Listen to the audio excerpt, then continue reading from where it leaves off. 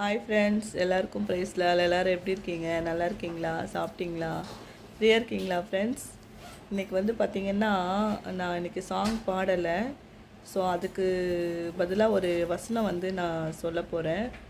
அது என்ன வசனம்னு சொல்லிட்டு சொல்கிறேன் வாங்க. அதோடய மீனிங் வந்து வசனத்தை சொல்லி முடிச்சுட்டு நான் அப்புறம் சொல்கிறேன் ஃப்ரெண்ட்ஸ், சரிங்களா? ஸோ வாங்க, என்ன வசனம்னு பார்க்கலாம். நமக்கு எதிரடையாகவும் கட்டளைகளால் நமக்கு விரோதமாகவும் இருந்த கையெழுத்தை குலைத்து அதை நடுவில் இராதபடிக்கு எடுத்து சிலுவையின் மேல் ஆணி அடித்து துரைத்தனங்களையும் அதிகாரங்களையும் முறிந்து கொண்டு வெளியரங்கமான கோலமாக்கி அவைகளின் மேல் சிலுவையிலே வெற்றி சிறந்தார். ஹல்லேலூயா. ஃப்ரெண்ட்ஸ், அந்த வசனம் கேட்கும்போது எவ்வளோ ஒரு உங்களுக்கு எப்படி இருக்குன்னு தெரியல. எனக்கு வந்து பார்த்திங்கன்னா உடம்பே ஒரு மாதிரி இருக்குது ஃப்ரெண்ட்ஸ். ஸோ அந்த வசனம் எவ்வளோ ஒரு இது பாருங்கள்.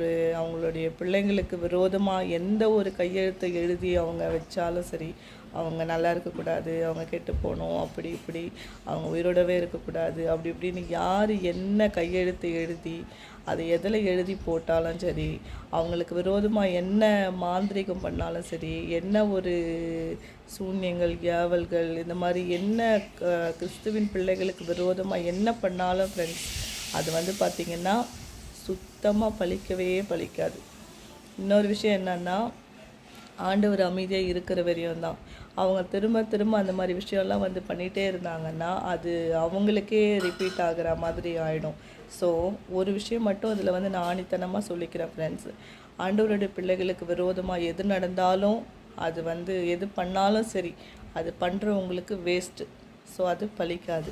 அதனால் அந்த மாதிரி யாராச்சும் ஒருத்தர் அந்த மாதிரி வந்து நீங்கள் செய்கிற மாதிரி இருந்தாலோ, அந்த மாதிரி ஏதாச்சும் ஒன்று நமக்கு பண்ணுற மாதிரி இருந்தாலோ நீங்கள் கவலைப்படாதீங்க. அது வந்து உங்களுக்கெல்லாம் எதுவுமே பலிக்காது, சரிங்களா? அவர் எல்லாத்துக்காகவும், நம்மளுடைய பாவங்களுக்காக மட்டும் கிடையாது. ஸோ நம்மளுக்கு விரோதமாக எழும்புகிற ஒவ்வொரு பிரச்சனைகளுக்காகவும் சேர்த்து அவர் வந்து சிலுவையில் எல்லாவற்றையும் முடிச்சிட்டாரு. ஸோ அது ஒன்று, நம்மளுக்கு அந்த கல்வாரி ரத்தம் நம்ம கூட இருக்கும்போது, நம்மளுக்குள்ளே இருக்கும்போது நமக்கு விரோதமாக எதுவுமே நடக்காது ஃப்ரெண்ட்ஸ். ஸோ யாருமே வந்து எந்த ஒரு விஷயத்துக்காகவும் பயப்படாதீங்க. ஸோ நானும் இதை ஒவ்வொரு நேரமும் சொல்லிக்கிறேன். சில நேரம் எனக்குள்ளே கூட அந்த பயம் வந்திருக்கு.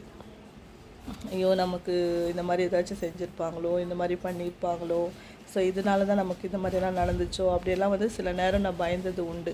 ஆனால் ஆண்டவருடைய வார்த்தையை நம்ம கேட்கும்போது வந்து பார்த்திங்கன்னா நம்மளுக்கு அந்த பயம்லாம் எங்கே போகுதுன்னு தெரியாது ஃப்ரெண்ட்ஸ்.